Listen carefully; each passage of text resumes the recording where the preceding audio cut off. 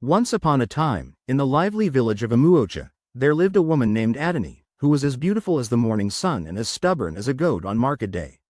Her mother, Mama Nkechi, was a fierce woman who sold the best palm wine in the village and could scare off thieves with just one look. One day, Adunni came home with shocking news. She had fallen in love with a millionaire named Chief Okonkwo, a man so rich that his shoes were shinier than the moon. The entire village rejoiced when they heard the news. Adunni will never suffer again. The women cheered. She will ride in big cars and eat rice every day. The children sang. But Mama Nkechi did not dance. Instead, she stood frozen, her face twisted in horror. Before anyone could blink, she raised her hand and, slap, Adunni's cheek burned red. The crowd gasped. "Mama, why?" Adunni cried, clutching her face. Mama Nkechi pointed a trembling finger. "You want to kill me? A mansion? Big cars? What if I fall down the stairs? What if the butler poisons my food? I am a village woman. I need my mud house and my chickens." The villagers burst into laughter, but Mama Nkechi was dead serious.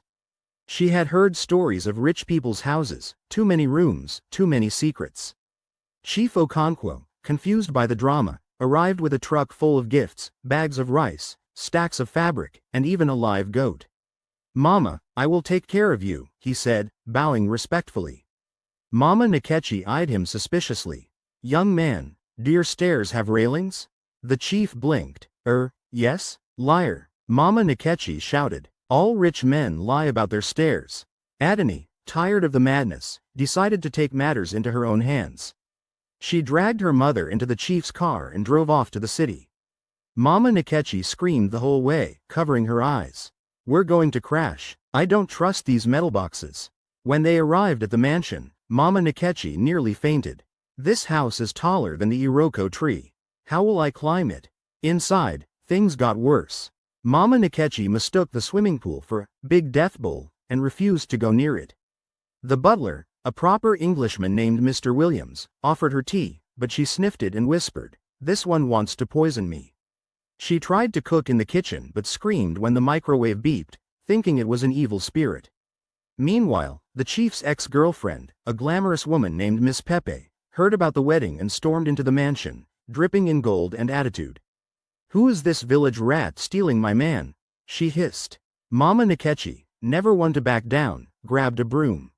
"You this gold-covered lizard, come near my daughter and I'll sweep you back to where you came from." The chaos reached its peak when Mama Nkechi, trying to escape the mansion, got lost in one of the long hallways and ended up in the chief's private cinema. The movie playing was a horror film, and when a ghost appeared on screen, Mama Nkechi screamed so loud the security guards came running. Witchcraft. They trapped ghosts in the wall. Just when things couldn't get crazier, the village herbalist, Babalawo Jagan, arrived, claiming he had a potion to cure Mama Nkechi's fear of mansions. It was just palm wine mixed with herbs. Then Adunni's childhood friend, Tunda, showed up, pretending to be a long-lost relative so he could eat free food. The chief's business rival, Alhaji Danladi, also appeared, offering to buy the mansion just to spite him. After days of madness, Mama Nkechi finally sat down, exhausted. "Okay, fine, I'll stay, but only if you build me a small hut in the backyard." The chief, relieved, agreed immediately. And so, in the middle of the luxurious estate, a tiny mud hut was built, complete with chickens and a palm wine shed. Mama Nkechi was happy, Adunni was married, and the mansion became the noisiest, most joyful place in the city.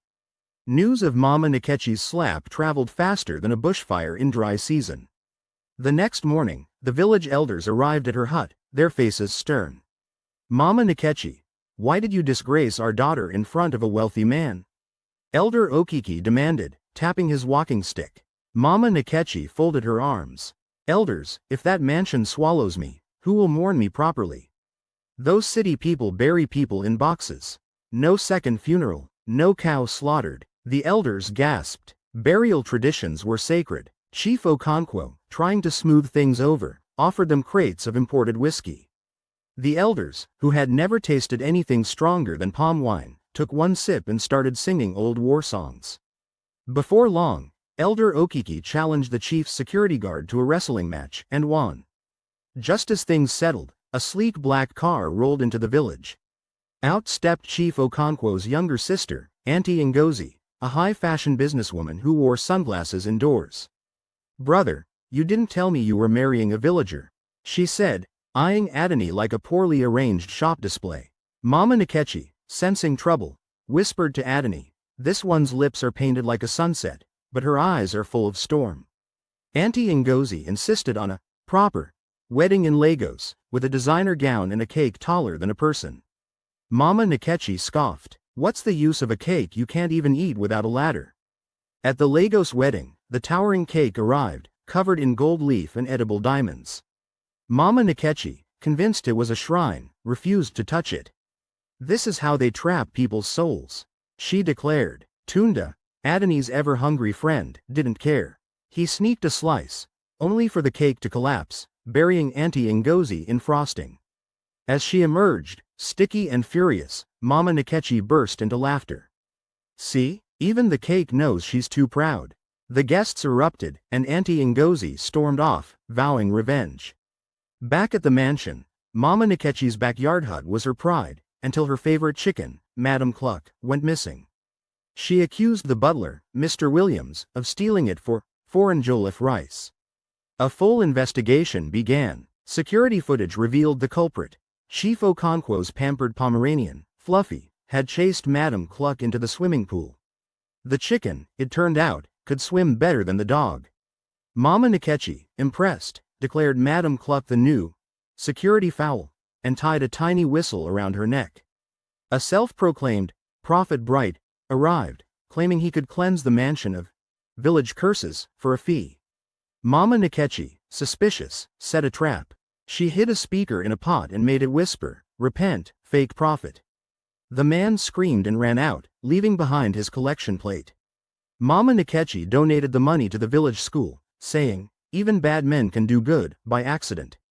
At the village festival, Auntie Ngozi, still bitter, challenged Mama Nkechi to a dance-off. "You village women only know how to bend low. Let's see real dancing." Mama Nkechi, though older, had hips that didn't lie. She outdanced Auntie Ngozi so badly that the crowd carried her on their shoulders. Defeated, Auntie Ngozi finally admitted, "Okay, you're the queen." With time, Mama Nkechi adjusted, sort of. She still cooked in her hut, but now with a gas stove. She still distrusted the butler, but let him teach her how to use the TV remote. And when Adunni and the chief had twins, Mama Nkechi built a second hut in the backyard, for the grandchildren.